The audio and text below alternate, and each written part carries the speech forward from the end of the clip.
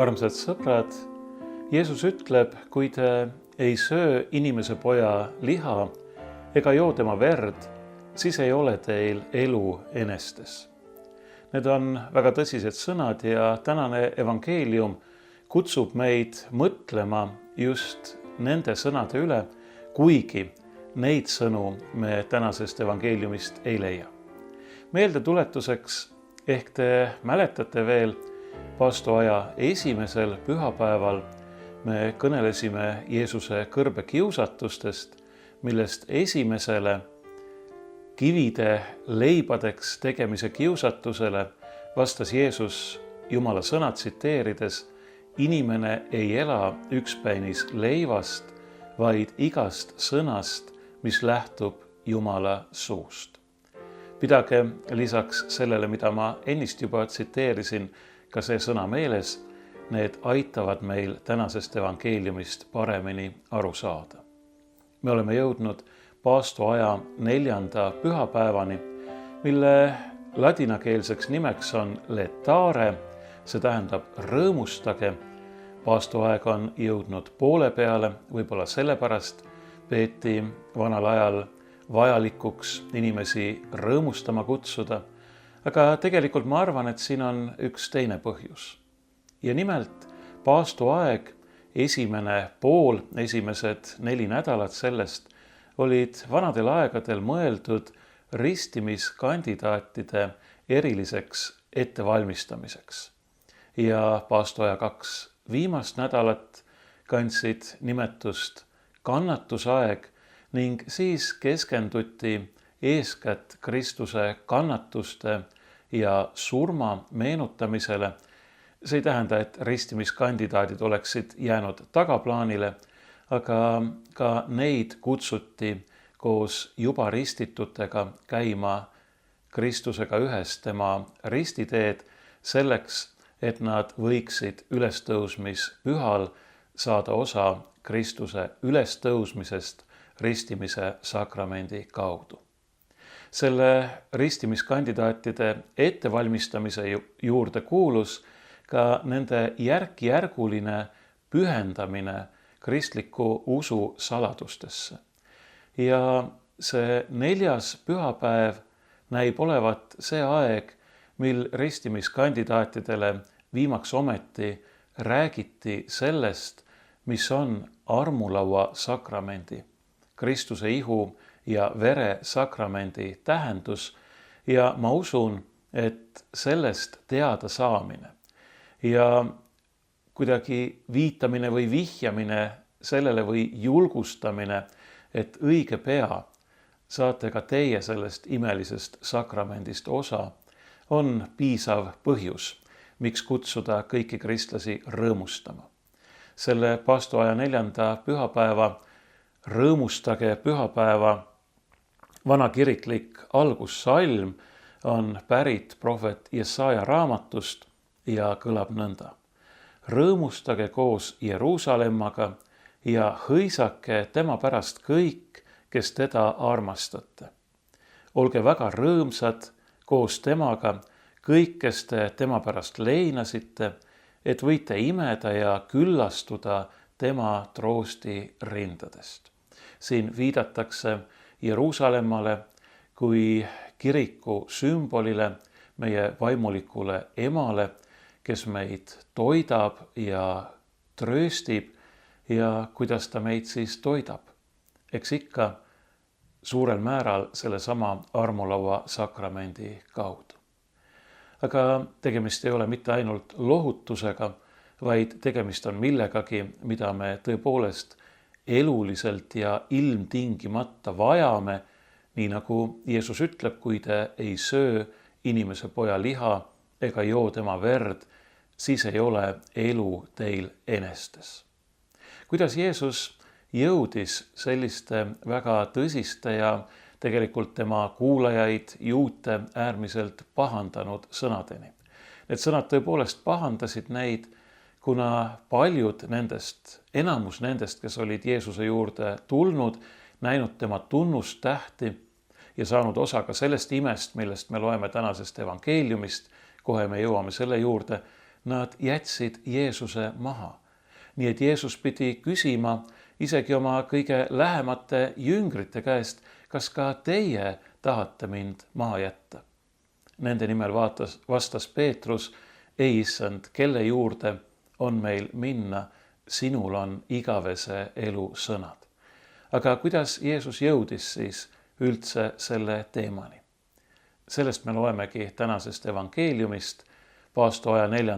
pühapäeva traditsioonilisest vanakiriklikust evangeeliumist, Johannese evangeeliumi 6. peatükist, ja kuigi tegemist on üsna pika tekstiga, loen ma selle ikkagi tervenisti ette, kuna see on väga oluline ja sellel pühapäeval on seda teksti loetud aastasadu juba vähemalt 1500 aastat, kui mitte kauem. Pärast seda läks Jeesus teisele poole Galilea ehk Tiberiase järve. Ja temaga läks kaasa suur rahvahulk, sest nad olid näinud tunnustähti, mida ta haigetele tegi.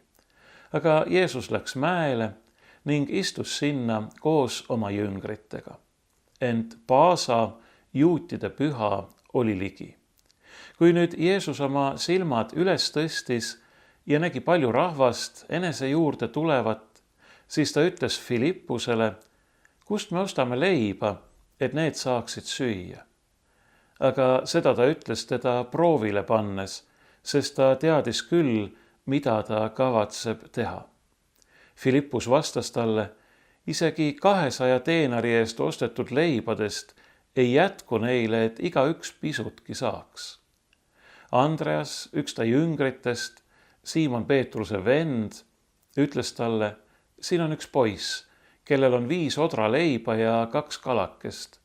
Kuid mis saab sellest nii paljudele? Jeesus ütles, pange inimesed istuma. Seal paigas oli palju rohtu. Siis istusid nad maha, seal oli arvult umbes 5000 meest. Jeesus võttis nüüd leivad, tänas Jumalat ja andis neile, kes maas istusid, samuti ka kalakestest nii palju, kui nad tahtsid. Aga kui nende kõhud olid täis saanud, ütles Jeesus oma jüngritele, koguge ülejäänud palakesed kokku, et midagi ei läheks raisku. Siis kogusid nad 5 odraleivast kokku 12 korvitäit palakesi, mis oli sööjatest üle jäänud. Kui nüüd rahvas nägi tunnustähte, mille Jeesus oli teinud, ütlesid nad, tema on tõesti see prohvet, kes peab tulema maailma. Nüüd sai Jeesus aru, et nad tahavad tulla ja teda vägisi kuningaks teha. Ja ta tõmbus mägedesse üksindusse. Selline lugu. Siin on õige mitu sellist lauset või mõtet või vihjet, mis viivad selle 5000 mehe toitmise loo otsesesse seosesse Iisraeli ajalooga, selle ajaloo kõige tähtsama või vähemalt ühe tähtsamatest sündmustega, nimelt Iisraeli rahva pääsemisega Egiptuse orjapõlvest. Alates juba kõige esimesest salmist, pärast seda läks Jeesus teisele poole Galilea ehk Tiberiase järve. Nii nagu Iisraeli rahva lahkumisel Egiptuse orjapõlvest mindi läbi Kõrkja mere, nii minnakse nüüd läbi või üle järve või mere. Muide, kreeka keeles on see sõna seesama, võib tähistada nii järve kui merd. Jeesus läheb ees ja temaga läks kaasa suur rahva hulk. Jeesus on siin teatud mõttes justkui Mooses, kes juhtis Iisraeli rahva, selle suure rahva hulga Egiptuse orjapõlvest välja läbi Kõrkja mere. Ja kui me edasi loeme, siis me näeme, et Jeesus läheb ühele mäele. Me teame, et ka Mooses, kui Iisraeli rahvas oli sealt Egiptuse orjapõlvest välja tulnud, Kõrkja merest läbi läinud, ka Mooses läks mäele, et olla seal koos Jumalaga.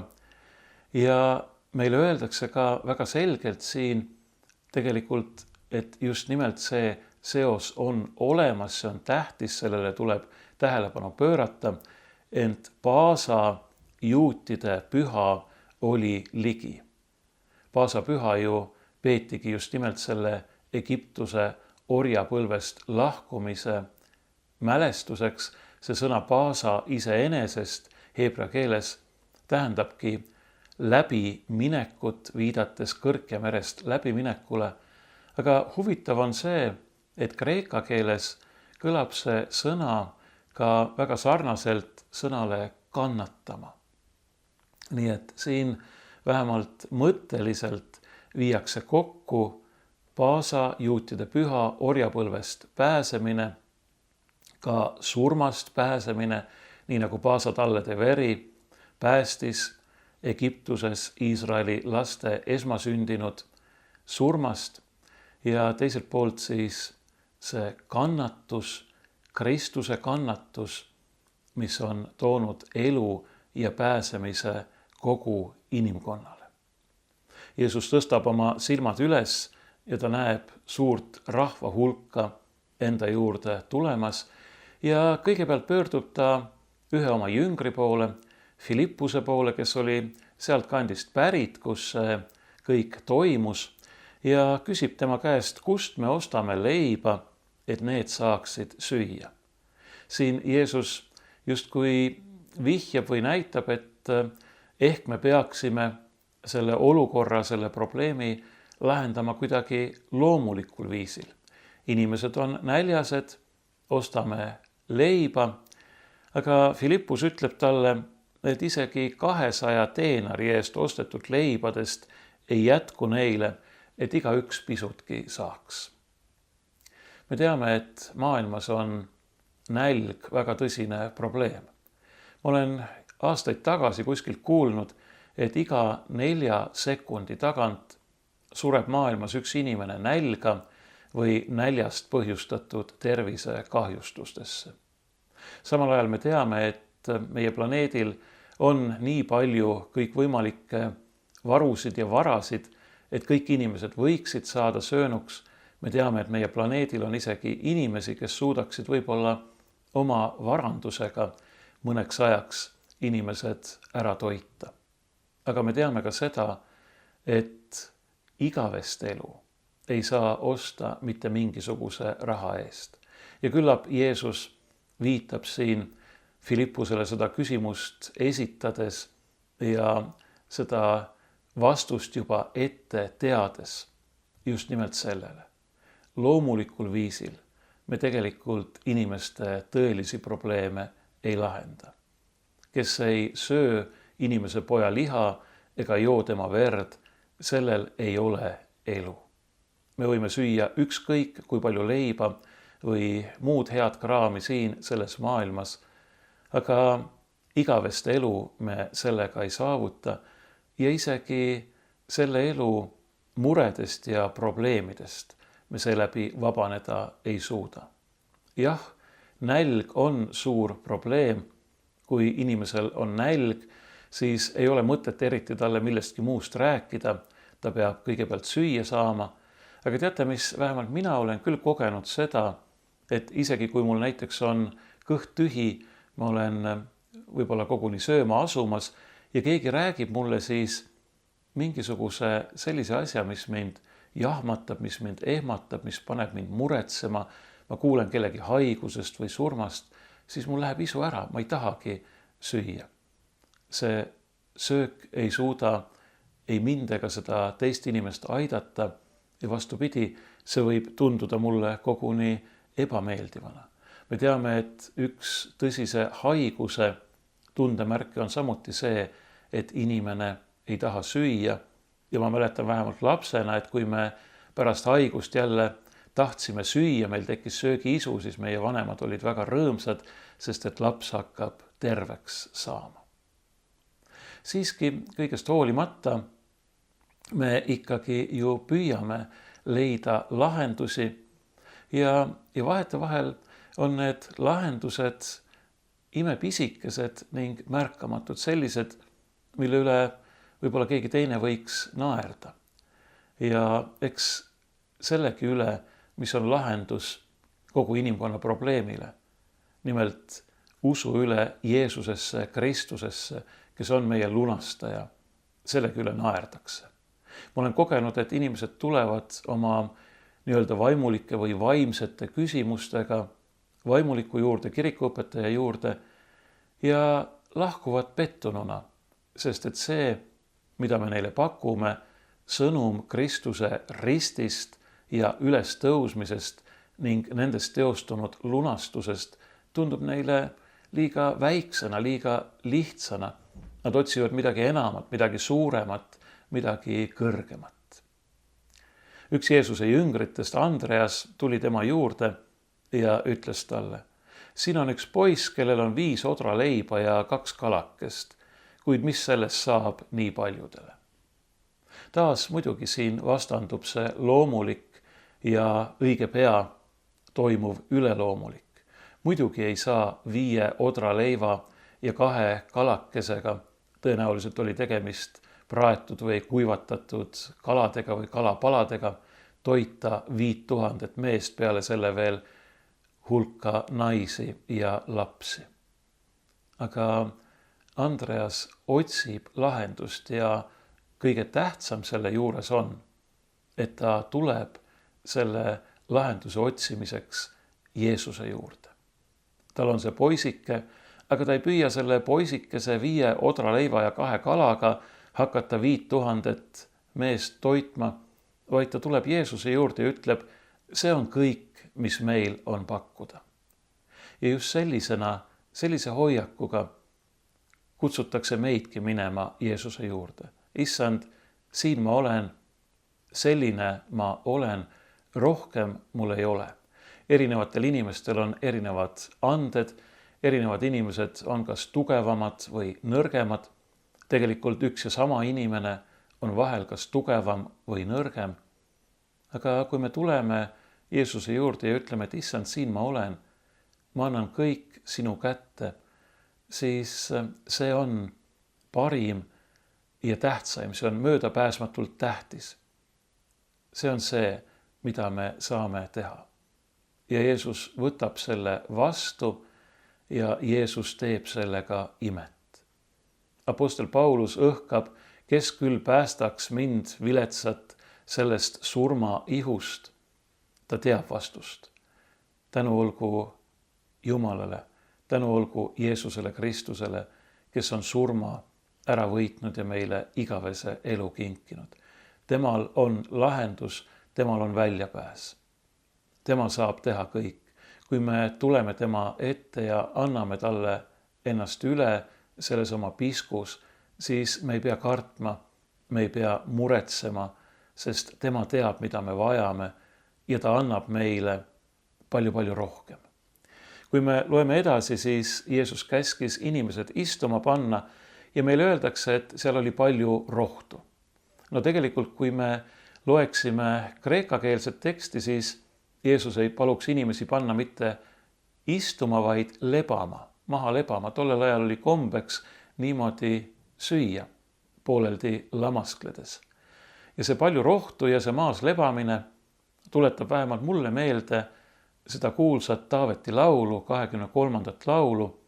Issand on mu karjane, mul pole millestki puudust, haljale aasale paneb ta mind lebama. Siin see karjane on. Ta paneb need 5000 meest sinna haljale aasale lebama ja tuleb välja, et neil ei ole millestki puudust. Jääb ülegi. Me kuulsime, et üle jäi 12 korvitäit palakesi. Samamoodi nii nagu seal psalmis öeldakse, et mul ei ole millestki puudust ja mu karikas on pilgeni täis. Aga kui Jeesus need leivad võttis, siis kõigepealt ta tänas Jumalat. Ja kreeka keeles tarvitatakse siin sellist sõna, mida me võiksime tõlkida kui ohverdas tänu. Ja see on see sõna, kust pärineb ka kreekakeelne sõna armulaua kohta, nimelt eucharistia. Võib-olla olete seda sõna kuulnud. Eucharistia tähendab tänapäeval eeskätt armulauda. Ja siin me näeme seda otsest seost. Kui ma enne küsisin, et kust Jeesus jõudis nende sõnadeni, kui te ei söö inimese poja liha ega joo tema verd, siis just siit ta nüüd jõudiski selle juurde. Jeesus jagas neile, kes seal maas lamasid, või õigemini tema jüngrid jagasid seda, mis Jeesus neile andis, mis Jeesuse käest tuli. Nad said söönuks, nad sõid nii palju, kui nad tahtsid ja pärast seda nad kinnitasid oma veendumust, et Jeesus on tõesti see prohvet, kes peab tulema. Võib-olla nad seostasid Jeesus prohvet Eliisaga, kes oli kunagi aastasadu tagasi toitnud 100 meest odraleibadega. Võib-olla nad meenutasid siin hoopis seda tõotust, mille Issand andis Moosesele, et ta tõstab Moosese taolise prohveti, aga kahjuks on nende arusaam siin ikkagi veel maine, loomulik. Jeesus saab aru, et nad tahavad teda tõsta kuningaks ja sellepärast ta läheb nende juurest ära. Nad tahavad ikkagi elada ükspäinis leivast, aga Jeesus on tulnud tooma midagi enamat. Ja pärast siis me kuuleme, kuidas Jeesus läheb tagasi sinna Kapernauma, taas üle järve, ja kuidas inimesed leiavad ta üles ja hakkavad talle küsimusi esitama ja siis jõuab Jeesus just nimelt selle teemani, millega mina täna alustasin, selle inimese poja liha söömise ja vere joomise teemani, armulaua teemani. Sest armulaud on osa saamine Kristuse ihust ja verest. Jeesus ütleb, et tõeline leib, eluleib, mis on tulnud alla taevast, on tema. Jah, ta andis inimestele leiba, nii nagu Mooses andis või õigemini Jumal Moosese palve peale andis kõrberännakul inimestele seda nii-öelda taevaleiba, taevast mannat, mida nad sõid, millest neile ka jätkus, aga mis siis viimaks lõppes, kui nad tõotatud maale jõudsid. Nii andis Jeesus inimestele leiba, kui nad olid näljas, aga tegelikult on tema ise see eluleib, mis on tulnud alla taevast.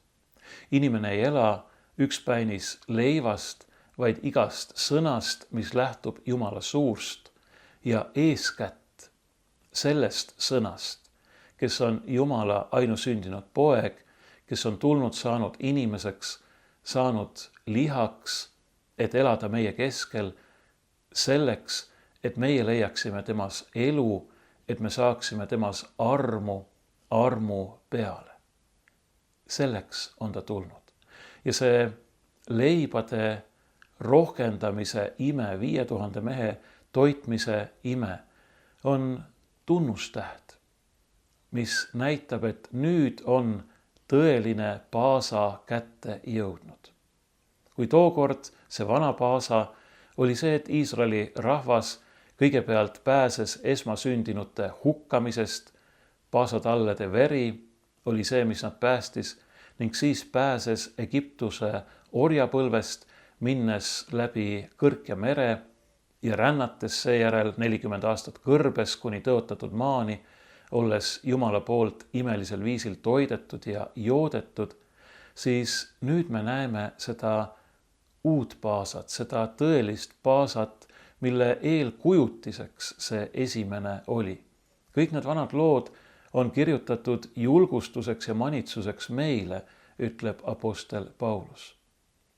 Nüüd on see tõeline paasa kätte jõudnud. Tõeline paasatall peab kannatama ja surema, et võtta enda peale kogu maailma patud, et tuua meile andeks andmine, lunastus ja igavene elu.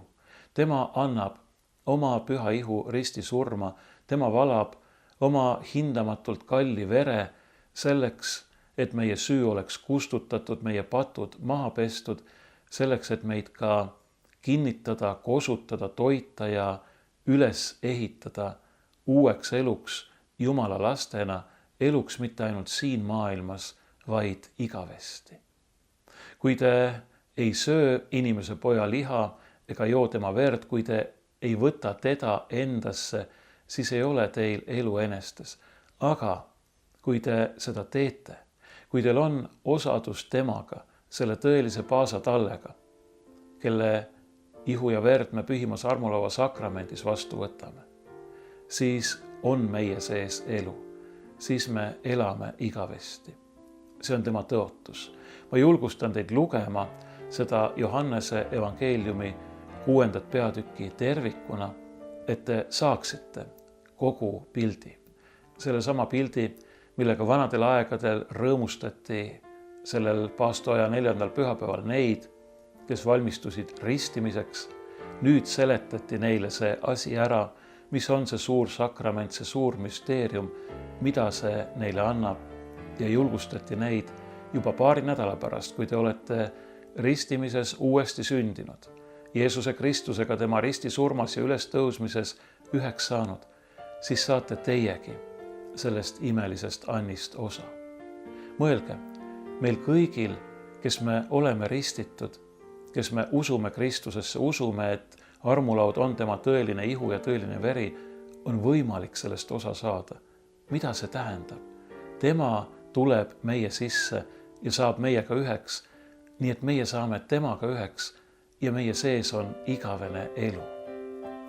Me ei saa jääda elama igavesti sellest leivast, mida me siin maa peal, sellest loomulikust leivast, mida me siin maa peal sööme.